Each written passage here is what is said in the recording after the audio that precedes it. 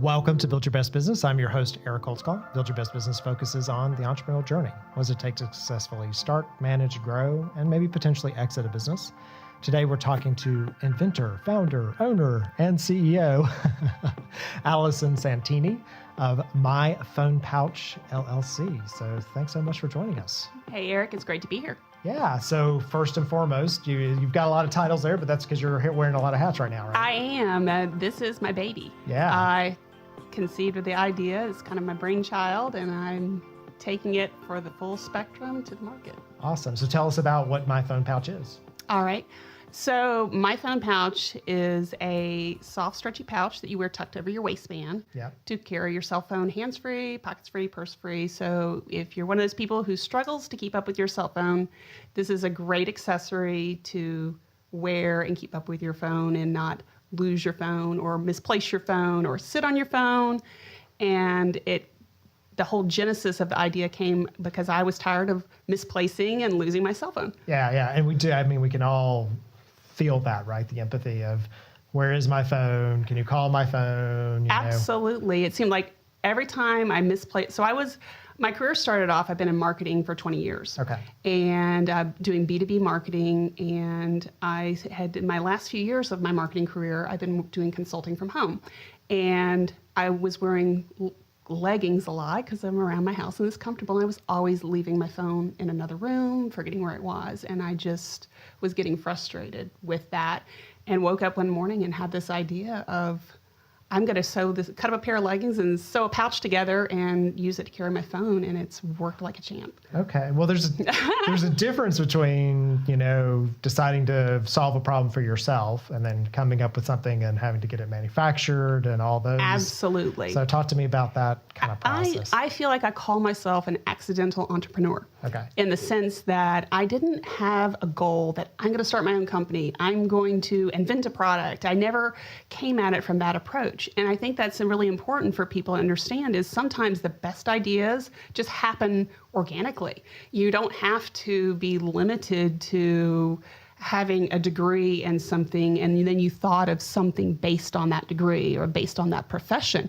You could come up with something. I mean, again, I was a professional marketing person. I wasn't a professional accessory maker, but I had a personal need and I found a solution to solve that problem. And the amazing thing is once I solved it for myself, I realized, oh my goodness, this is a game changer. There's nothing else like this out there because I had looked for ways to carry my cell phone and I couldn't find anything because most of the cell phones on the market are designed for men. They clip onto a belt and they're more of a holster, and there was nothing out there for women to have on leggings or skirts. Yeah, because so many things don't have pockets, right? Absolutely. Inexplicably, women's clothing just does not have pockets. Or the pockets are little teeny tiny pockets, and phones now are really big. So they just don't go together very well. And again, it was not a goal of mine to create a product and start a company. But once I solved a problem for myself and I realized that thousands, if not millions of other people have this same problem of misplacing your phone, of sitting on your phone, of trying to keep up with your phone, then it became, I have to run with this. And so it's become my passion. I am so passionate about this product where a year ago, because it's literally been about a year now that I thought of the idea. And a year before that, there was not even this figment of this imagination in my mind. So it's amazing how you can grow from, if you land on that idea and you find it and you believe in it and you just push forward with it, then it can really take a life of its own and you can make it happen. Yeah. So you decided to what did you say you took to build the original prototype? What was the I cut up a pair of my own leggings. I'm a novice sewer, not a skilled sewer, and I don't even have a sewing machine anymore, but I was a novice sewer, and I cut up a pair of my leggings and went out to the garage and found some fishing sinkers and sewed the fishing sinkers in the back side and the front side, and I tucked it over my waistband, and my son was home from college, and a friend of his was over, and he said, "Connor, your mom is a genius." And that was the first person, her name was Shula, that was the first person who validated that, but other than myself, because I was super excited about it. And both my kids were like, "Yeah, Mom, you're silly, okay, I'm not wearing that." And she was like, so it gave me that validation. Yeah. And I think a lot of people can benefit when they get that person to validate that they're not just drinking their own Kool-Aid, so to speak, or they're, that they really did come up with an idea that has valid use and is functional and can be helpful to people. And that's one of the things that I'm so excited about my product, is it truly is helpful. Yeah. Well, and the thing I like about it is there's a lot of, so if you ever travel if you travel, so they'll tell you, keep all of your stuff in the front. Don't put things, because we always put our, key. I used to carry my wallet in my back pocket. Right. So no, you're secure in your front pocket. It's a lot harder to be stolen, those kind of things. But your phone is one of the first things you put in the back pocket, and then you end up sitting on it or losing it or whatever. So this allows you to bring it forward without necessarily doing something like a fanny pack. Right. Yes.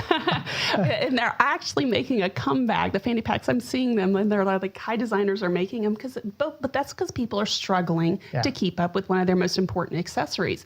And the cell phone has evolved dramatically in the last 20 years, but how you carry it is still stuck in 1998. Right. It's just not evolved. People are stuck with a purse, a pocket, a backpack, or carrying it in their hand. And the more you carry the phone in the hand, the more distracted you are by it. Yeah. And the less you're focusing on the people around you and the things that you really need to be doing. And so that's one of the great things about this accessory. It keeps accessible and secure in the front rather than making it an easy target for pickpockets.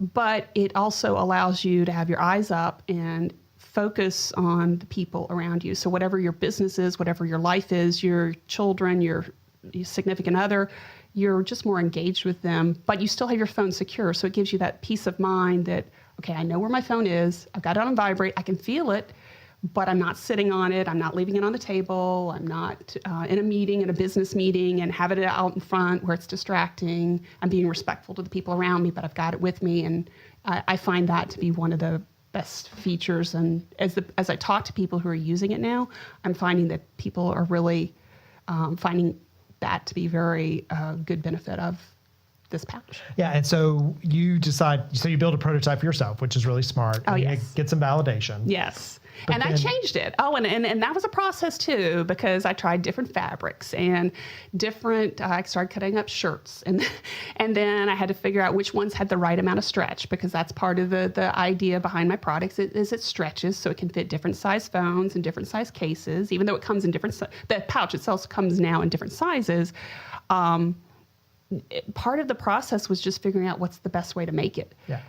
And so I went through multiple iterations of adding more pockets and then adding pockets on the back side and then changing the secret to the patent that I have on this is there's a counterweight in the back side. And so the counterweight helps to balance your phone. And what material am I going to use for the counterweight? And I wanted to stay away from lead. And I wanted to stay away from magnets because magnets aren't good with cell phones. And I ended up finding stainless steel. And then finding the right amount of weight of stainless steel. So it's definitely been a process over the last year. But again, it's been fun. Yeah. It's been exciting, and it's different from anything I have ever done in my career before. Right. So it's been a huge learning curve. But then what I'm really interested in or curious about is how you started moving towards the path of having it produced, because you have produced product. You have a product that's been manufactured. Yay. It's got labels. It's finally got here. The whole thing. Which I'm so happy. I am so excited and happy about it. One of my core ideas from the very beginning was I wanted made in America. I wanted to walk the talk. And I started looking for manufacturers and reaching out to, I can't tell you how many. There are still a lot of manufacturers in the United States, and they're not just in the Southeast. There were some in New York. There was one in Wisconsin, California, but several in South Carolina, North Carolina, Georgia that I spoke to, and they specialize in different things. So it was hard to find someone who specialized in the stretchy fabric and could do, this is detailed work. Yeah. I've made these myself. And I know I've cut them out myself. I've sewed them together to put the labels on. It is a lot of hand work. And my hat's off to the local Atlanta company. And I'm not going to disclose who my manufacturer is, but my hat's off to them. And they are doing a great job. And they're working with me to refine the design as far as the sizing, what's the best size for the phone, the length, the depth of the pockets, and I'm getting some other ideas of things I want to do next to enhance the product line and take it to the next level. But I'm self-funded, and so this is baby steps. So I'm crawling right now, and with my second run now of pouches, I feel like I'm toddling. Well, they always get better. I'm not walking yet. I'm toddling. Right. So, but did you go, was it the manufacturer, was that the key, finding them? Or Absolutely. Okay, because sometimes when I talk with people, and the reason I'm asking is, building a real product is very different from doing an app or a technology, because you build it and you got to find some tools and put it up but building a true product, you have to go out and you may have to hire designers to help you put together the initial drawings. You got to find a manufacturer who's willing to take a chance on you. There's a lot of more pieces in kind of getting that on a shelf. It's interesting because my product is, in a way, shockingly simple, but ingeniously clever. And it's complicated but simple. And I really have appreciated my manufacturer because they have just worked with me. And I'm wanting to adjust this length and depth and, okay, move this here. And as it's evolved, and again, I've tried this with several manufacturers, and there were several others that weren't able to produce it or produce it at a price point that would be viable for the market, because this is not a luxury item, but it's not a cheap knockoff throwaway item that's $20 either. Yeah, right. It's at a price point that people can afford, and if it's your cell phone, I mean, people drop a lot of money on a case, let alone on a phone. I mean, some phones are $1,000 now, right, for the iPhone 10. And you drop on that or sit on that or lose that, and you're in a world of hurt. So, I feel like, but this is also accessible for people of modest means, on tight budgets too, because it doesn't matter your socioeconomic level. Your phone is important to you, and you need to be able to keep up with it. Yeah. And so, but going out to find, so you found the manufacturer, was it just through a connection, or did you just start Googling? It was funny. I was looking, and I went to North Carolina and met with one. I went to South Carolina and met with another. I went to 4 in Georgia. I was talking to different ones, and all of them validated the idea and the concept. It was just finding the manufacturer who could do it. And I was lucky enough to find one here locally in Metro Atlanta who could do it. And was willing to do it. Could do it, and doing a phenomenal job with it. And again, each batch, they were in 2 batches now, and they're improving the quality and the stitching, and we're refining the details. And the ones I'm selling, I'm letting them know they're made with love, they're made with heart, they're made here in Atlanta. And as the design improves and we get everything refined, it's going to be even more streamlined. But I didn't want to wait till it's perfect to get it out there. Yeah, no, that's very smart. So we'll talk a little bit more about that when we come back from the commercial break. And we'll have you kind of explain the product a little too when we come back too. So Sounds talking great. Today with Allison Santini. She is the inventor, founder, owner, and CEO. I'm just enjoying saying that. MyPhonePouch. I'm your host, Eric Holtzclaw. You're listening to Build Your Best Business. We'll be back in just a minute.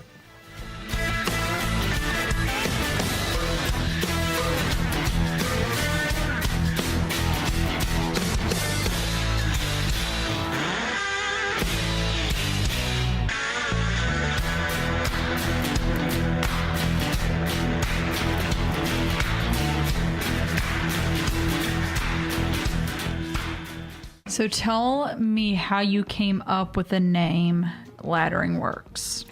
So it's tied into several things. It has several meanings. So Laddering is the name of the book that I had that came out in 2013, and I'm working on 2 more books in that series. So the first book was about how to find customers and how to create marketing messages. I'm working on one around building teams and then also being a good leader. So how do you run your business effectively, those kind of things. Nice. In that book, I teach you that you need to understand why. And we need to understand why very deeply. So you're asking that question multiple times to understand what your customer wants and how they're buying from you. So with laddering, we're helping you scale up. So we're laddering your company up to the next level by deeply understanding what's not working in the company. So what operational structures are missing? What are you not doing on the marketing side? And so we apply the techniques that I talk about in that book and we ladder your company up. And the interesting thing about laddering is you think about moving up. Well, we actually have to go deep. We have to look up underneath the covers. We have to understand why the structure is not there before we can take you up to that next level. So it plays off a couple of ways, but it's based on that technique.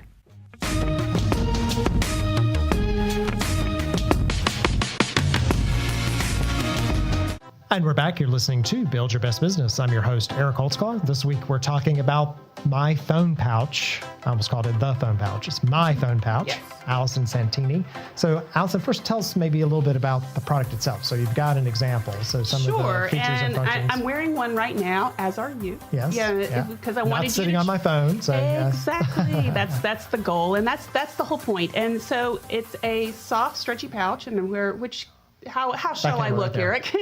Over here. So it's a soft, stretchy pouch, and it's got multiple pockets on the front and multiple pockets on the back. And the key thing in the back side is this that I was speaking about is a stainless steel counterweight. Yeah. And that's what helps to balance the weight of your phone. And so when you combine with a snug waistband, it just tucks right over your waistband. Yeah. So you can wear it with leggings, or you can wear it with yoga pants, or you can wear it with jeans. You can tuck it in. If it's great for men to tuck over a belt.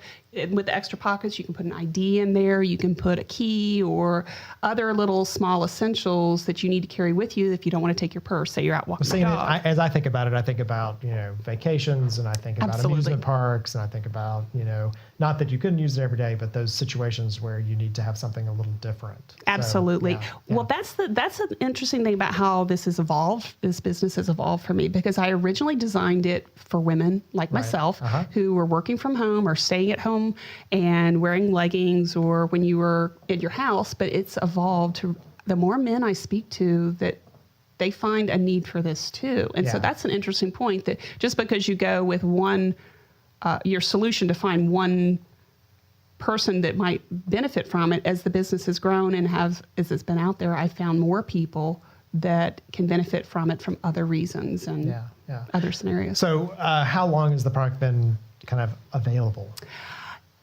It's been available for 1 month. A month? 1 month. All right. So you are a baby. I am a baby. Yeah. I am definitely a new startup, and super excited about it. Still, like I said, still trying to get past that crawling stage and into the toddling stage as far as getting my product out there to people who can benefit from it. And so in the concept of now getting it off the shelf, right? So you sort of have it on the shelf. You have product available. People can buy it. What are some of the techniques and processes that you're using to do that? Well, the first was to get the product, and then I am selling it on my website, but I really want to branch out into having it in retail and in other markets. So that is my next challenge, is to figure out how am I going to tackle that next step in growing the business.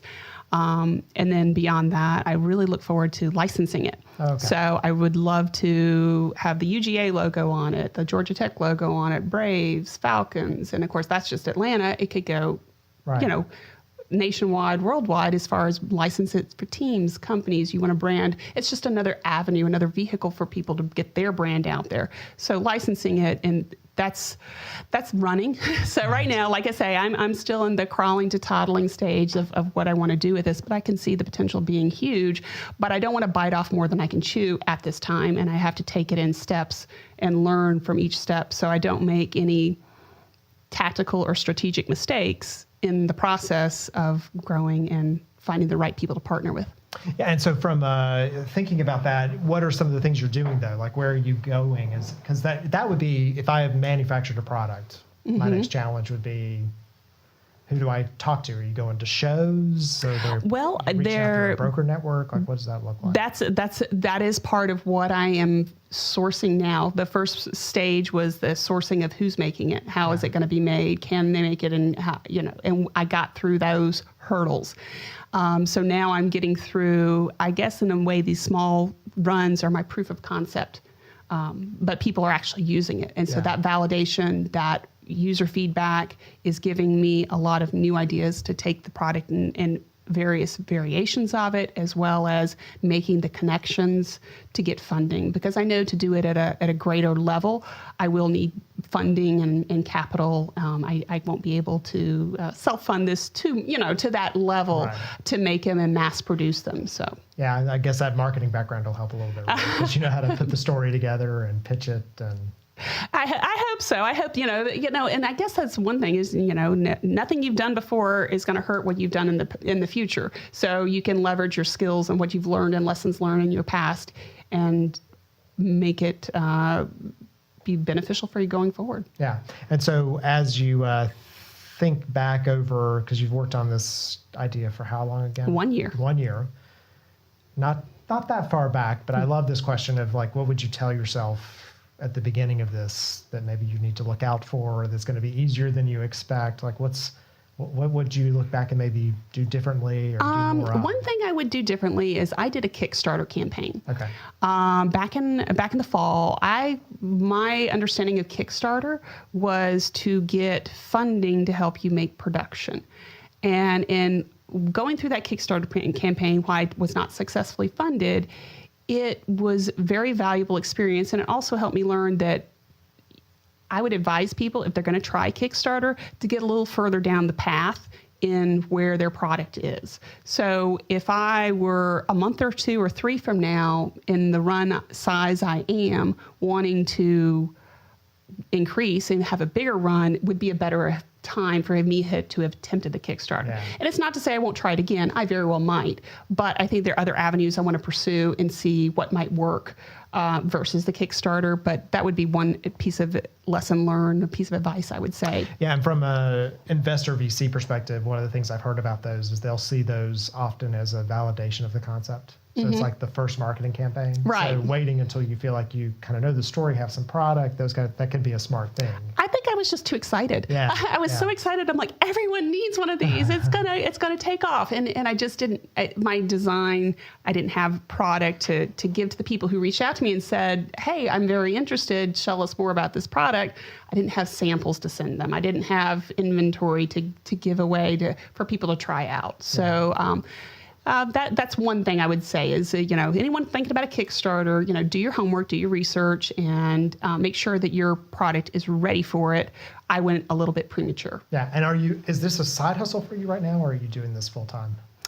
I am winding down my marketing contracting work. Okay. I still have a handful of clients that are great clients, but they're not high maintenance clients. So I'm winding that down, and I am essentially full time committed to this because I see this as being a highly functional product for so many people, and I just can't wait to get it out there and get people using it and stop sitting on their phone and stop dropping their phone and stop losing their phone. I'm so excited. I'm super passionate about it. Yeah, and I didn't realize it. Because being a contractor, that's a good way to do that, right? Because if you're a contractor, then you can start to just wind some things down and move into it versus moving from the 9 to 5, right? Right.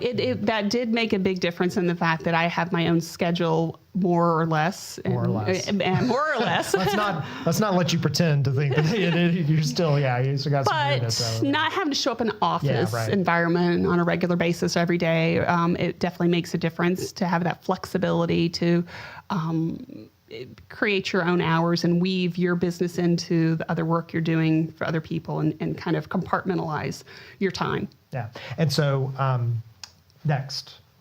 What's next? Oh, what's next? You've got a runway ahead of you, I know. I'm so excited about this product. There's nothing else like it. There is literally, and that was one of the reasons I was able to the patent application is in the process. I filed a provisional, which is the first step in a patent, and I'm filing a non-provisional, and I'm in that process right now, both design and utility patents. And that process has gone remarkably well. It's a little bit pricey. You have to invest to get that. And I see so much potential for this. I wanted to consider RFID blocking fabric. So you can actually prevent your electronic pickpockets. I see doing a version where you could have a wireless charger included in it as well. Yeah. I see, having a ring on one of the sides, add a little ring here, like a metal ring that you can clip your keys onto. Yeah. As well. So it again, becomes very utilitarian. Right. Expanding it. One of the things I really think this has a lot of potential for is medical devices, small medical device like an insulin pump. Also, I have some ideas on how I want to adjust the design a little bit where someone who has an EpiPen or an insulin pen, and you need to carry that. I mean, think of a small child and the parent you're going to a birthday party or you're going to school every day and your EpiPens in your book bag. Well, the cafeteria, you don't have your book bag and you're in there. But if they're wearing something like this and they've got their emergency medication that could be life-saving on them and they're not going to sit on it, they're not going to lose it. It's in this little pouch that pivots when they sit, because that's the great thing about this design is it pivots moves around. Yeah. So you're less likely to damage something. So baby monitors. Yeah. There are so many different options out there to size these and to modify them that I'm really excited. And I can see multiple patents following this one as well. As I get feedback from people, it kind of sparks those new ideas of what you can do. That's awesome, because that's one of the problems that you see when people do sort of the Shark Tank pitches. They have the one idea, and that's not a business. Right. At the end of the day, it's not a business. So the fact that you've thought through this and it's utilitarian and it has lots of ways of expanding the line, it's like the base of the line, right? Oh, the colors, that's really smart. the sizes, the colors, the number of pockets, the different little ways that I can tweak it to make it more functional. And then, of course, again, as I mentioned, the branding. Yeah. Because this is great in a concert or a stadium environment. Because you can't, a lot of them have security. You can't take your purse in now, and you put your phone in your back pocket. You're an easy target for a pickpocket. Yeah, my wife does not carry a purse at all. She carries her phone, and she's bought the one that has the little credit card pouch on the back of it. Right. But then she ends up like, where am I going to put it? May not have her thing. So yeah. Well, and the cool thing too is, so I've got one right here. If you want to hand me your phone, I can show you something too. This is great too. So when your kid is like, "Mom, hold my phone," it's like, okay, I can hold your phone, but your hands are free, and so you've got two phones in here now. Granted, your waistband needs to be snug, but otherwise, gravity's going to take over. Right. But it's just one of those things. There's a great use for this for so many people in so many different ways that you can keep your phone secure and accessible. And everyone has a phone now, so everyone has trouble keeping up with their phone. I mean, think about this. Have you ever been late because you couldn't find your phone? Every day. Right. Typically in my house somewhere. Well, here's a better question. Has somebody made you late because they couldn't find their phone? Every day. I mean, and it creates stress and frustration. I mean, I know for a fact. You don't leave your house without your phone. If you get a mile from your house and you realize you don't have your phone, you're going back for your phone. Well, just for safety and security reasons, you shouldn't. Yeah. Everything's on there now. You use it for payment. Absolutely, use it for payment. Yeah. We're attached to our phones, and so this is a way to attach your phone to you. Really make it codependent. And make yes, but in a way that almost like makes you a little bit less. Yeah. Because you got it, and so you got your mind clear. And I can't stress that enough. I am so much more at peace now over this last year of having first started using my hand-sewn prototypes and now moving to using my finished products. I feel more relaxed because think how frantic you get. I can't find my phone. I'm running late for a meeting. I mean, this costs people money when they're running late. You miss a meeting, you miss picking up your kid, you miss late for school, late for work. I was telling you that I change offices often, and I've got to have different things with me in the different offices. And so I'm always because I'm always wearing a jacket of some sort, and I'm like, what pocket is that in? Where is that? Right, absolutely. And then you leave your jacket here, you go down the hall, and you didn't have your phone, so you got to run back and go get it. And so it solves a lot of problems for people that will then open it up and allow them to focus on the other things in their life that's important to them. Very nice. Well, we wish you the most luck. Thank you so much. Look forward to following your journey and having you come back and tell us what you've invented next. Oh, I'd love to, and I'm excited. This is again. So if you have an idea, and even if it's way outside of what you normally do, I just say go for it. Absolutely. That's what it's all about. Yes. Yeah. So we've been listening to Build Your Best Business. I've been talking today with Allison Santini. She's the inventor, founder, owner, CEO of MyPhonePouch, which sounds like a really good gift for somebody. Absolutely. That hard to birthday, buy. Hard to buy friend. For, yes. Which isn't that what we all are nowadays? Hey, there is nothing else like this. I guarantee they don't have one. Yeah. So they need it. Until next time, I've been your host. What are you going to do to build your best business?